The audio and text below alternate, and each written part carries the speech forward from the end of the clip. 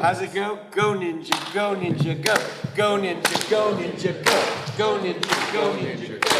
Go ninja, go. Go ninja, go ninja, go. Go ninja, go ninja, go. Go ninja, go ninja, go. Go. Wow. I'm Kyle from Fandom Spotlite, and I have the honor of moderating this panel with amazing actors. Please welcome 5 actors from Teenage Mutant Ninja Turtles. Come on up, guys.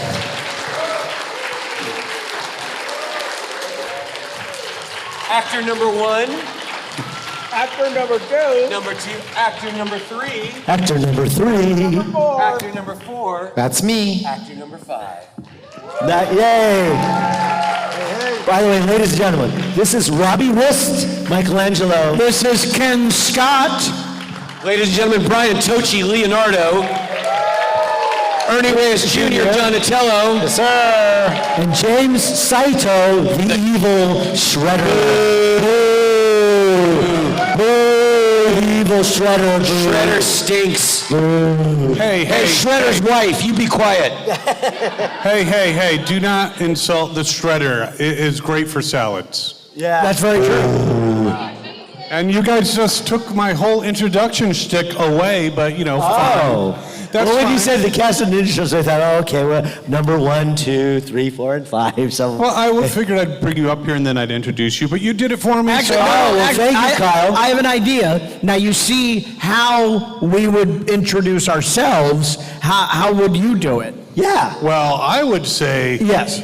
we have Robbie Rist here from the incredible Galactica 1980. See, what? Oh, yeah. I was in that, though. And he is rather incredible, He was. Robbie Rist. He's a pretty incredible guy. This is, we're actually on for this the celebration tour that we're on. We're actually on our 3rd Brian Tochi. Yeah, because the other 2 gave out. The other 2 gave out. You got to get The original Brian Tochi was designed by the Henson Creature Shop, and it was magnificent. This Brian Tochi is a much cheaper version. Yes. So if you see his mouth go off kilter, don't worry about it. And the batteries go in. Oh, wait a minute. Never mind. When does the mouth not go off kilter? The batteries run out. So yes, of course, we have Kenn Scott, who is Raphael. There he is. Yeah. Damn. Robbie was Michaelangelo, as well as being on Galactica 1980. That's true. Yes, Yeah. what he didn't like to talk about that. No, I'll talk about all of it. I love it all. All right. Of course, Brian Tochi, Leonardo. Yeah. Cowabunga, dude. Our 3rd one. But Ernie Reyes Jr. over there, oh my God, he was not only Donatello in the first one, he was Kino in the second one, so he got to get out of the suit. Ernie Reyes Jr., Kino the Pizza Boy as well. And of course, James Saito, who could not remember Shredder, the Turtles. He is the man, best kitchen appliance ever. And he is the only person on the stage that has ever been in a movie with both Al Pacino and Keanu Reeves. Yeah. So James Saito, the evil Shredder, boo,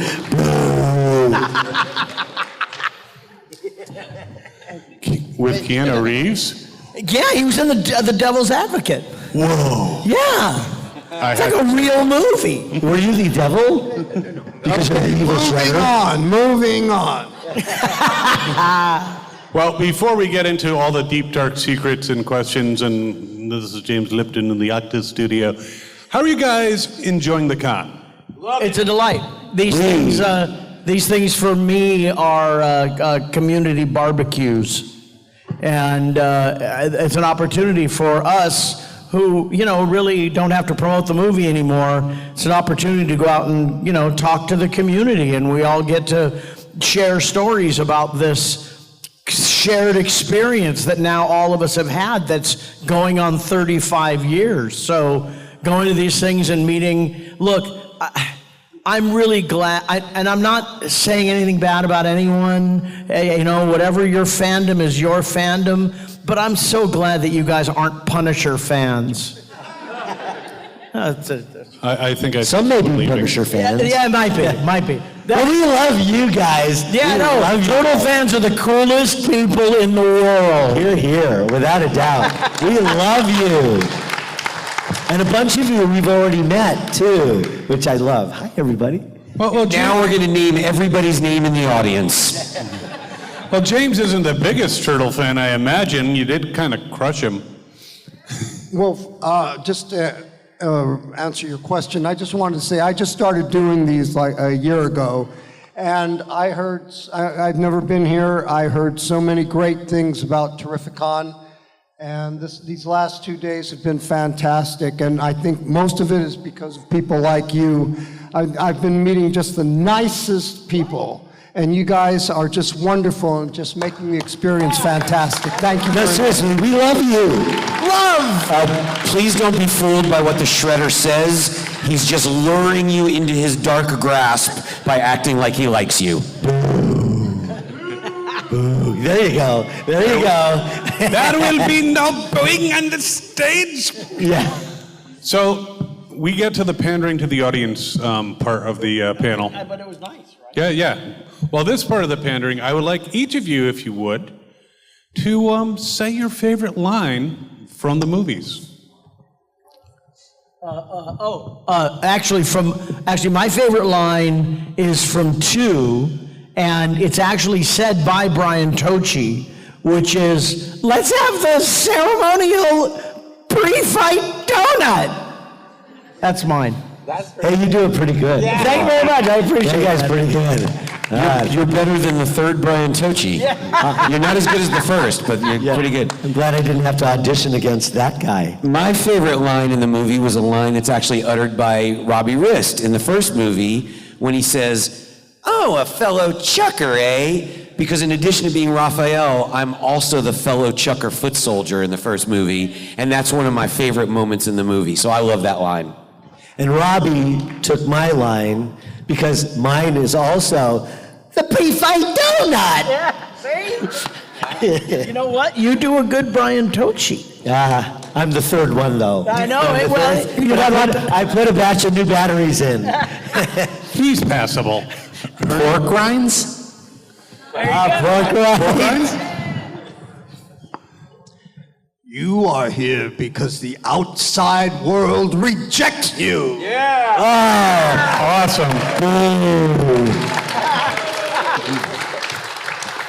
Thank you guys so much. Now, we will be having audience questions. There's a microphone over there, so feel free to get in line. I could do this all day because I'm wearing a Captain America shirt.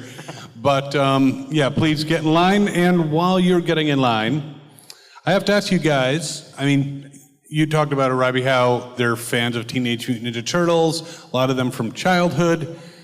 Who were you fans of when you were younger, when you were children?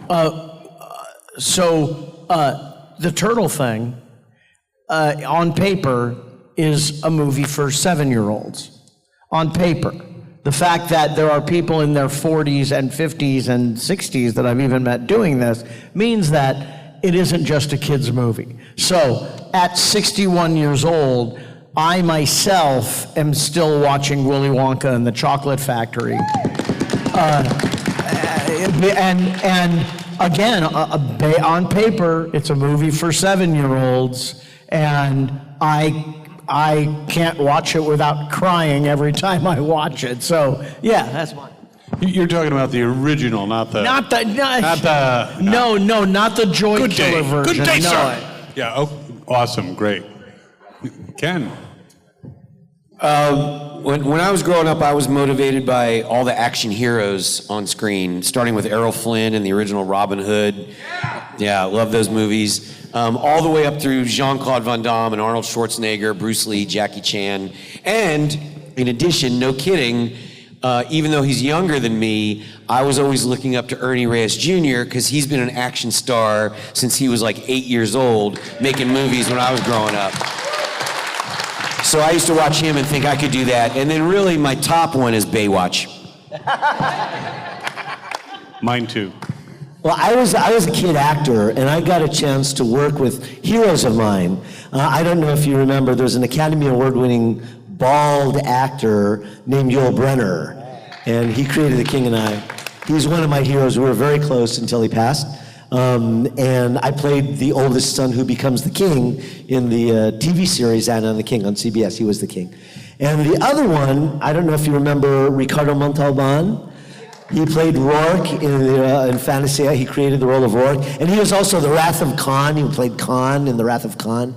Anyway, also, he was like a stepdad to me. Those are my real life heroes, personally, and also on screen. They're both amazing. So those are my influences.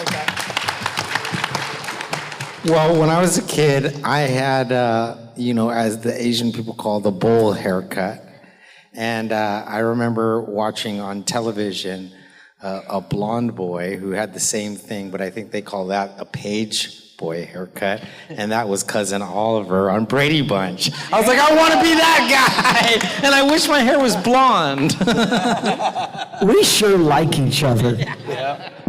Remember Cousin Oliver? Remember the Brady Bunch? Little Cousin Oliver with the round glasses? That's him. Yeah. Be careful what you wish for, people. This is jaded Cousin Oliver. James Bond. That's a very good answer. Which particular actor do you prefer as James Bond, or are you referring to the books? Sean Connery. Yeah, Sean, OG. I'd like a dry martini, shaken, not stirred. Yeah. Excellent. Yes, we're going to shush a lot. You're a remarkable woman. Yes, remarkable. Yeah. A great injustice has been averted. No, that was a different movie. I'm sorry. All right, we have some questions here. Please, your name, where you're from, your social security. Wait, no, not the social security number. And your question. Yeah, I'm Justin from Philadelphia. Hi, Justin. Hey, guys, how are you? Hey, huge fan of the Ninja Rap when I was a kid. Go Ninja, Go Ninja, Go. What was your involvement with the Ninja Rap? Do you have any stories behind the music, anything like that? I think I'm the only one that participated in that scene on this panel. So when we were doing the Ninja Rap, I was inside the Raphael suit, and Robbie Van Winkle, who you might know as Vanilla Ice, was there. And he showed up to do his song. And now when you're in a Ninja Turtle costume, it's hot, it's heavy, you can't breathe. It's a very physically taxing thing to be doing. So as we were filming the Ninja Rap, Robbie Van Winkle kept forgetting the words to his song. And so we kept having to cut, start over, cut, start over, cut, start over. So we really dragged out, and it came to be dancing that song became more exhausting than doing the fight scenes in the movie because he couldn't remember the words to his song. Because you had to do it so many times, can you still do all the moves? Absolutely. Oh, let's see it. Oh, yeah! Oh, yeah! Can we cue the music? Yeah, do the Ninja. Oh, come on. I'll give you one excerpt.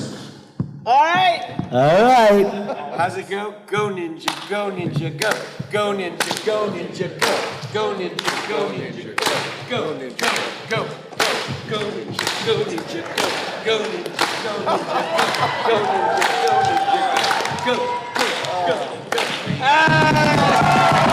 Wow. Back to one. Do it again. Wait. We got to put you in the suit first. Yeah. Can we do it one more time? Rob forgot the words. Oh, and on top of that, as I write in my book, Teenage Ninja Mutant Turtle, I was so hungover that day, I was really miserable.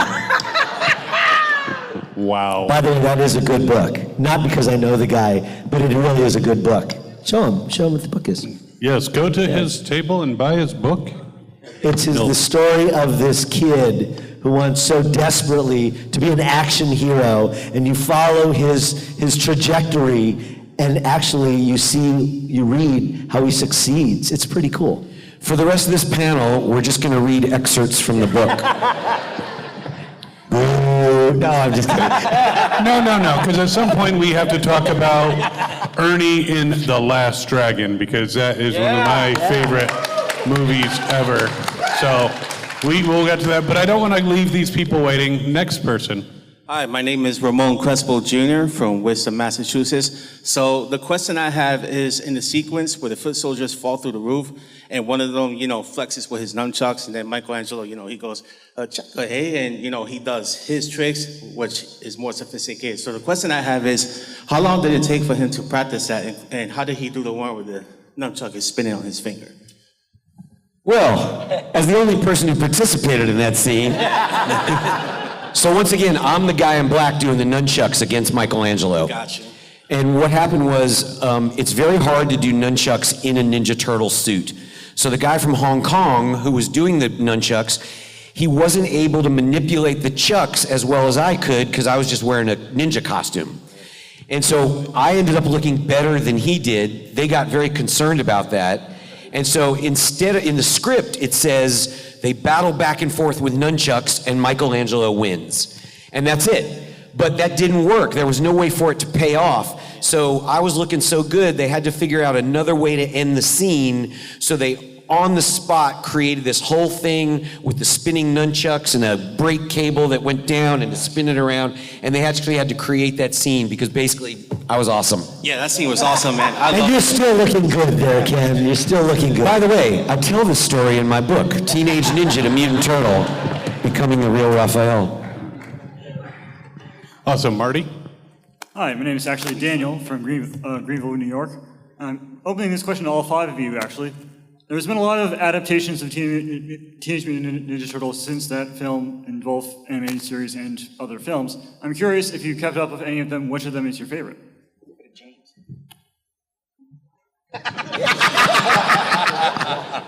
So you're asking which is your favorite adaptation of the Teenage Mutant Ninja Turtles beyond the movie that they were in? Yeah, like after their movie, like which of the... Like, You know, I want to answer just from my perspective here. Since I'm holding on to the microphone, I might as well. Everyone relax. You know what's interesting is that the first Teenage Mutant Ninja Turtle movies, I think, are successful because you really feel the heart of the Turtles. I mean, in these other iterations, these other CG ones, etc., you just don't get that feeling about the brothers and the Turtles, how they love each other, and how they love April O'Neil, and how they love their master Splinter. So I think, the first couple of films, the first original films, are the ones, at least are my favorite, because of that fact. I like 2012, the 2012 cartoon, because, I'm in it. Bias? Would that be a bias? It is. No, it's very much a bias, but a well-founded one. Didn't have the heart like ours did.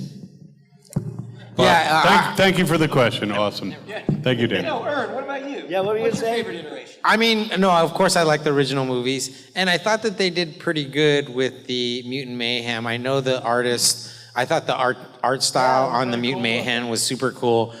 Shout out to Kellen Jett and Woodrow White, who were in charge of that, so I really enjoyed that as well. One of the things that's really cool to me about all of this is myself and everybody up here, we're a part of a legacy now, of a thing, a creation that now reaches back decades, and there's different casts. There's 7 Leos, there's 7 Donatellos, there's 7 Michelangelos, and we all do something slightly different with these characters, and it doesn't show any sign of slowing up.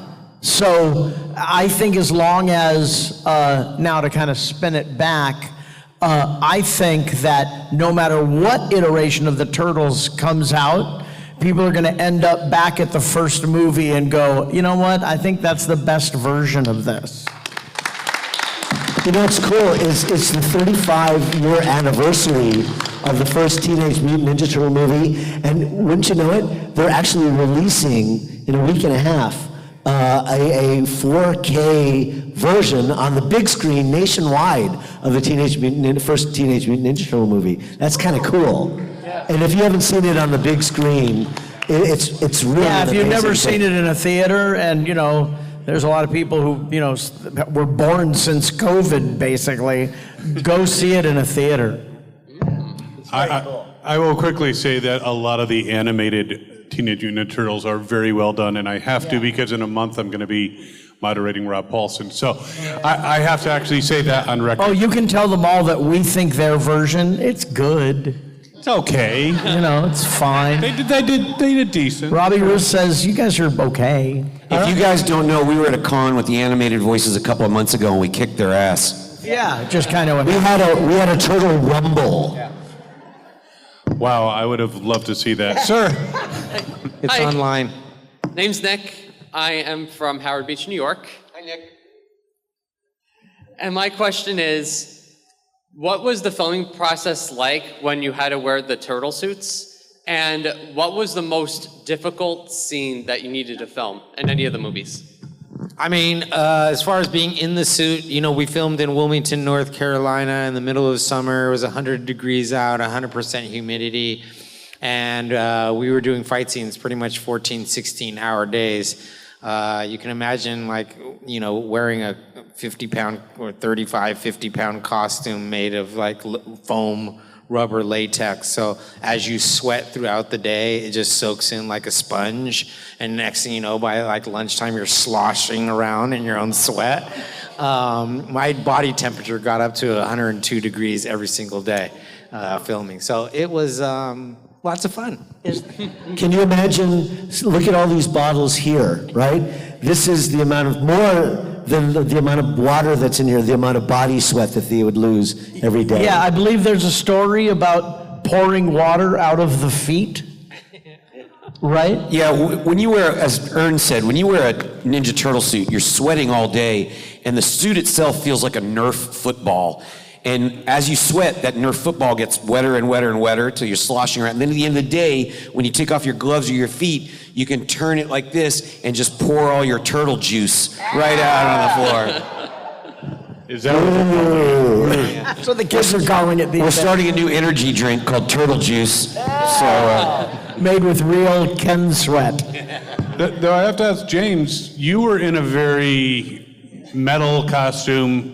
How comfortable was it going around in the Shredder costume? Probably not quite turtle level, but what was that like? The Shredder outfit. No, actually, my costume was movie magic, and it looked metallic and heavy and, Evil. Yeah, but it was just fabric. And my helmet was like a football helmet, and it had two pieces. So, I don't know. They're the ones who suffered. I was cruising along. So the evil guy didn't suffer. It was the good guys who suffered. It's the hero's journey. It's what it is. James, so I have a question for you. I think we'd like to hear from Ryan at the moment. I have a question for you. So, was the catering better on Devil's Advocate or Turtles? Do we remember? I mean, it's okay if you don't. I mean, look, you've done so much work. See, the thing is, I'm sorry, I'm embarrassing James again. But at some point today, go to his IMDb page. I'll answer your question, Robbie. I'll answer your question. I don't recall. So. It's because you've done so many things in film and movies. This morning, James was like, "Don't embarrass me." I'm like, okay. Thank you so much, Nick. Next question, please. I'm Robert from Raleigh, North Carolina. Raleigh, Tar Heel State. Yep, drove all the way here. My question. You drove all the way here from... Yep, 12. You drove all the way here from North Carolina to come see Turtles? 12 and a half hours. 12 and a half hours! Wow. Can we give Robert a cowabunga? Cowabunga! So with the success of the Turtle movies and all that you've done, would you say that if you had a chance to choose your roles, would you play the same characters or pick different ones? Put me in, coach. I'll do that. I'll be Mikey any day of the week. Put me in. Let's go. And if I can't do that, Shredder. No, actually, if I can't do that, Tatsu. Yeah, that's the guy I'd want to be if I'm not Mikey. Okay, I want to tell you kind of how I got involved with the Ninja Turtles. so pull up your pillows and relax. Because yeah, okay. So there was this film company called Golden Harvest. It was an Asian film company known for the Bruce Lee movies and such, and they had the rights to the Teenage Mutant Ninja Turtle movies. I'm going to act out Brian's story behind him while he tells it. We're going to act it out. And so they had the Bruce Lee movies. And they came to America, and they went to every single studio. They went to Universal and Paramount and Disney and 20th Century Fox and Warner Brothers, all the major studios. And guess what? They tried to sell the Teenage Mutant Ninja Turtle movies, and they all said, no, we pass. And then there was this one small little outfit, film company known for the Freddy movies, Nightmare on Elm Street. They were called New Line Cinema, and they said, well, you know what? We'll take a chance with the Teenage Mutant Ninja Turtle movies. So they put the production team together, they put the cast together, and they started production. Okay, now this gets personal. Well, they didn't include Brian Tochi in the cast. There was somebody. So they're filming, but guess what? They fired Leonardo. Yay! But then they hired another guy for Leonardo. Boo.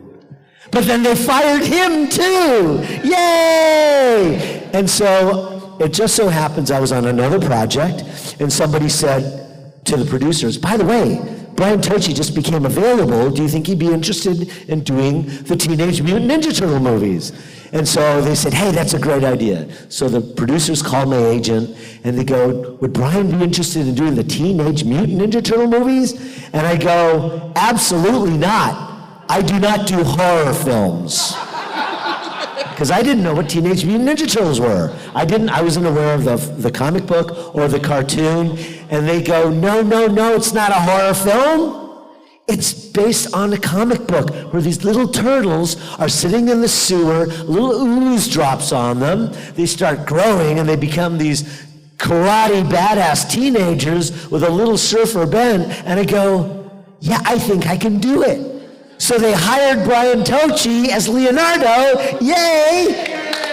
And they didn't fire him, yay!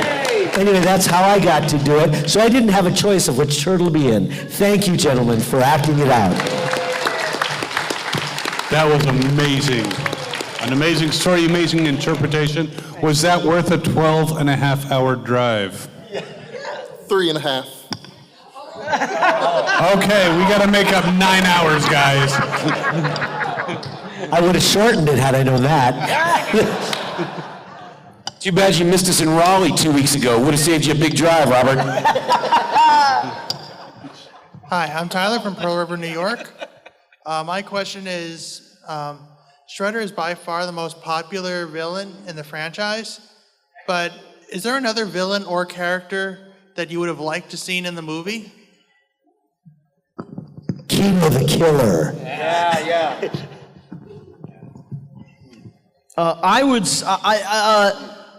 Ultimately, we get Krang in one of the Michael Bay movies? Yeah, I think it was the second one. Yeah. I mean, that was a pretty good villain to have. I mean, unfortunately, well, you know, in that movie. But that said, I mean, there's also Baxter. What's his? Yeah, right. Niggle knows. Yeah. I mean, there's a lot they haven't explored yet. You know, they've created a pretty big universe now. So, who would you like to say? Honestly, I kind of would like to see the Triceratons in like a turtle movie. Apparently, you have support. You guys should exchange numbers, start a club. That's right. Start a petition. Start some funding, get a production company. Yeah, we're available. Awesome. But apparently he doesn't want to hire James. That's a shame. Yeah. How cruel. Don't want Shredder in the movie. He could change sides. He could be like, he reformed and now Yeah, he's I know with the Turtles. or he could be there in an advisory position. Yeah, Sure. there we go. Sort of, I think you don't do villain good. How's that, by the way? Thanks, James. I appreciate that. James is still like, I'm going to brain him when we get out of here. Well, and you are such a talented voice actor. Thank you for your question. Thank you.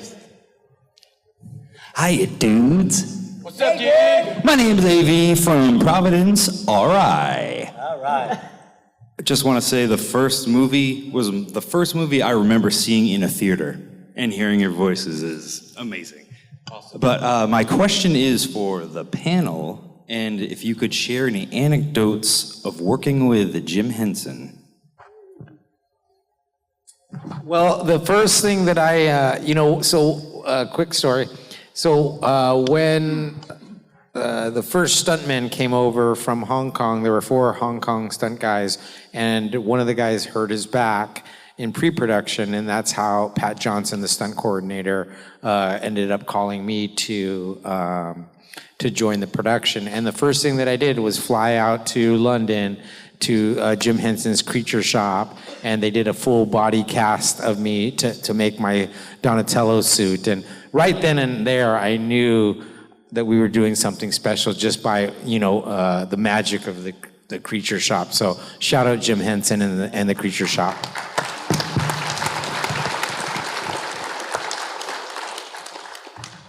I think I don't really have much to add other than what Ernie sort of shared. Jim Henson came to the set in North Carolina and spent some time walking around, watching what his people were doing, and spent some time there. For me, having grown up on Sesame Street and the Muppet Show and all that, Jim Henson to me was like a god. And when he walked in, he was just 6'4" with his long flowing hair and his beard. He just looked like some kind of Jesus-like sage walking in there. And he was just as nice and as gentle a human being as you could possibly hope to meet. So here's my Jim Henson experience, and it's connected to another thing, and I think it might say more about me than it does really anything else. Okay, so I was on Doc McStuffins, right? And oh, thank you. Doc McStuffins every week had a guest star. Gina Davis was a guest star. Patti LuPone was a guest star one week. And I don't know if it was scheduling or if it was just me that I never met any of those people. Now, the same thing with Jim Henson. I was in a recording studio. I'm beginning to think people don't want me to meet these people. Because, yeah. You finally figured that out. I find 61 years old, I'm like, they've been doing it the whole time. So that's my Jim Henson experience. Yeah. Never even got to meet the guy. I think James wishes he hadn't met you. Anyway, no. Just really quickly, the concept of Teenage Mutant Ninja Turtles where people in a suit it could have gone south very easily, but for the absolute magic of Jim Henson and his team. So I think really that was the really turning point, as Ernie says. He knew there was something special, something magic, and that's what Jim Henson and his team brought to the whole franchise. I think what Jim Henson and his crew created was fantastic, but I wasn't involved with it. He just beat up the people in the suits. But that movie still holds up today. It just, you look at it, and it's just an awesome movie. It doesn't look dated at all. It holds up to anything today, right? Am I right? Yeah. And as an adult, you can watch it and not be chased out of the room. Yeah. I have a story about that later, but thank you. Lydia! Oh no, it's April O'Neil. The fake news, April O'Neil. Oh my God. Fake news? Oh, wow, I thought it was April O'Neil. Well, I go by Lydia in my real life, and I'm from Greenville, New York, and I already got to meet you guys, and I love you so much. But my question would be, what is your favorite lesson from Master Splinter?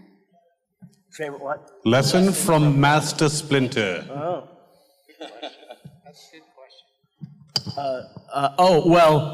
I can speak, I think I can speak for James when I say, now you die with honor, or without it, or how does that go? Whose movie, were you in this thing? Or was that Keanu Reeves? Wait a minute, James, I keep forgetting. Best Master, the whole anger thing is, and that's a really good lesson, I think, for definitely people who have that issue. Yeah, see, I believe that there are only two kinds of people in the world. There are Raph people and there are Mikey people. Donatello and Leonardo, you can fold either of them into one of the other two, but really the world is Raph people and it's Mikey people, and the Raph people scare me. So, Master Splinters don't, anger's bad energy. I'll go with that one. I don't know about the kind of people, as far as Leonardo goes, the leader of the Turtles. There are leaders in this world as well. I don't know if he even says, he even says that I never said I was the leader. Okay. He even says in the movie. And the song at the end of the movie says Raphael's the leader. There's a lot of intrigue going on this stage right now. I mean, leader starts with L, and so does Leonardo. This would, it would be sad if this is the panel where the Turtles broke up. Oh my God. I will be here to report live of the Turtle breakup. Right? Turtle breakup news. Yes. Anything to add, Ernie? Anything? No, I don't know. I can't recall, actually. But I know that there was a cool scene where in the second one, wasn't I trying to meditate and I was really wanting to go out there and fight, and he was telling me to calm down and chill out and all that. Remember that at all? Something like that, right?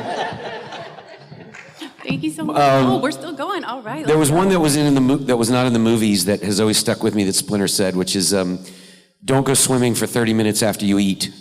That is a good one. Don't take any wooden nickels. That's right. Don't play the ponies. All right, next question. I'm Tony. This is Jolene. We're from Greenfield, Massachusetts. Hey. Jolene was adamant on knowing what Shredder and all the Turtles' favorite pizza topping was. This is a new question. Favorite topping? James, what's your favorite pizza topping? Turtle. Yeah. Turtle meat. Turtle shell. Yeah. I don't know if it counts as a topping, but mine is chili flakes.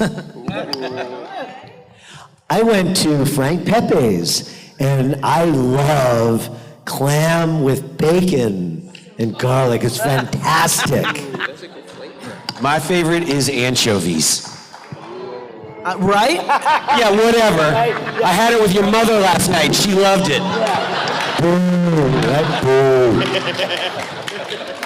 Pepperoni, so there you go. So nobody likes penicillin on their pizza. Thank you. Thank you.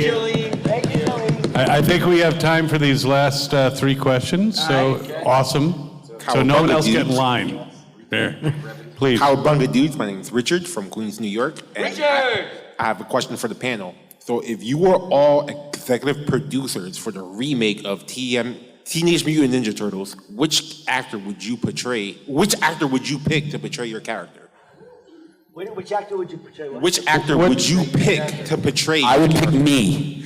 Yeah. Other than me, I don't know who's the dude of the hour. Greg Sipes. Yeah. I mean, he's as duty as they come. What Academy Award winner is there that would like to do this role, but I can't see anybody but me do it. I'm sorry.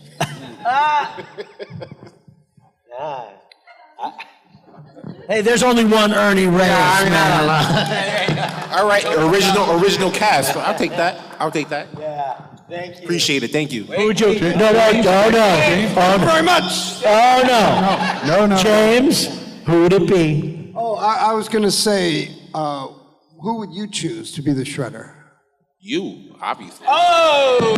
Good answer. Thank you very much. Very good answer. All right. I thought it was going to be like, wow, what are these turtles doing here? Wow. Cowabunga. Hi. My name's Keaton. I come from Portsmouth, New Hampshire, right next to Dover, where the birthplace of the Turtles. So my question is, I was just curious for the whole panel, what's a highlight of your journey, of your career, whether it's Turtles, Cons, or any other film you've been in, just a highlight that sticks out in your mind? What's a highlight of your career? A highlight? Well, it's funny. I've done a bunch of movies and stuff, and I've been very lucky that a lot of them, were well known and stuff. But I have to say, specifically, this is a highlight to get a chance to meet you guys with something that we did 35 years ago. Ninja Turtles, it still resonates. And for me, it's such a joy to get a chance to meet and speak with all of you. You guys so rock it, and I'm so joyous to meet you. That's a highlight for me, these people, all of you. And please go to his table and buy an autograph. Two things. One is, I was on the Mary Tyler Moore Show, so, You were on the final episode of the Mary Tyler Moore Show. So that's a pretty good one. But also, I'll say, one of the things that I miss about entertainment is there are no casting offices anymore. So you don't find yourself in a room with a bunch of actors all acting like children. And it was super fun and made you feel so creative and all that.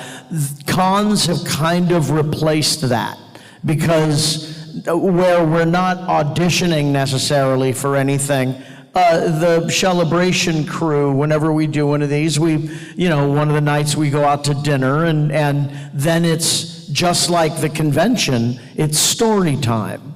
And everybody has been around a fair amount of time. So there's incredible things that get passed around, those tables that chances are I probably couldn't talk about a lot of it in this room because, well, they're, young people. So, but for me, doing these things and specifically getting to spend time with not only the organization, and we all get along fairly well, is, I don't know, I got to meet Shatner and just do a little jokey joke for just that amount of time, just enough for me to go, oh my God, I got to make a little jokey joke with William Shatner.